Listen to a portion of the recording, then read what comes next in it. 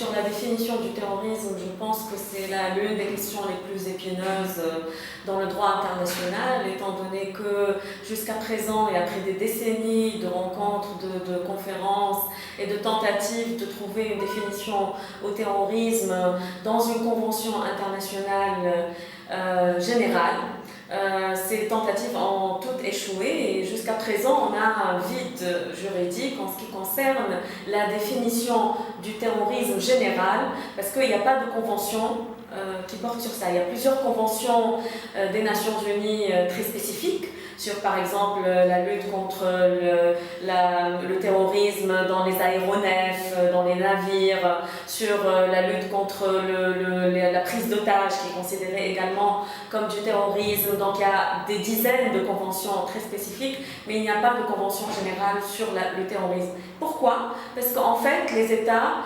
n'ont pas pu s'entendre sur la définition du terrorisme parce qu'il y a une telle divergence dans les visions, dans l'approche, que cette définition est devenue vraiment un enjeu extrêmement politique sur le plan international.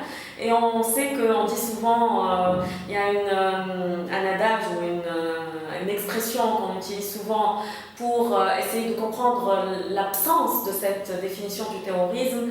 Un terroriste pour quelqu'un, pour un État ou pour une entité peut être considéré comme un combattant de la liberté pour un autre. On voit que le PKK, par exemple, donc le groupe kurde pour l'indépendance des Kurdes en Turquie est considéré comme une organisation terroriste par les Turcs, alors que pour son propre peuple, il s'agit d'une lutte pour la liberté, d'une lutte pour la libération nationale, de même que l'OLP. Donc toutes ces divergences sur la vision du terrorisme a fait qu'on n'a pas une définition unifiée. Mais par contre, on a des éléments de définition, notamment qui ont été proposés, par exemple, par le rapporteur spécial des Nations Unies sur les droits de l'homme en matière de lutte antiterroriste, donc qui a dit que la définition du terrorisme devrait avoir au moins ces trois éléments-là, de manière cumulative. Le premier élément, c'est que l'intention du terroriste doit être d'instiller une peur immense et une panique au sein de la société et au sein de la population civile. Le deuxième élément, donc ça c'est l'élément moral, si on veut, l'élément intentionnel, moral du crime.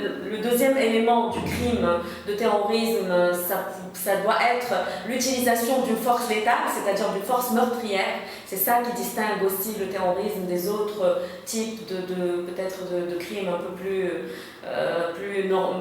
plus quotidiens, normaux dans le droit interne de chaque État. Et puis le troisième élément, c'est l'élément idéologique. Il y a toujours une idéologie qui sous-tend le terrorisme, c'est ce qui le distingue aussi des crimes normaux. C'est parce qu'il y a une portée idéologique, une portée avec une vision de changement. En fait, on veut changer la réalité, on veut changer les pouvoirs en place en faisant des actes de violence d'une grande ampleur contre la population civile et contre les individus dans un territoire donné.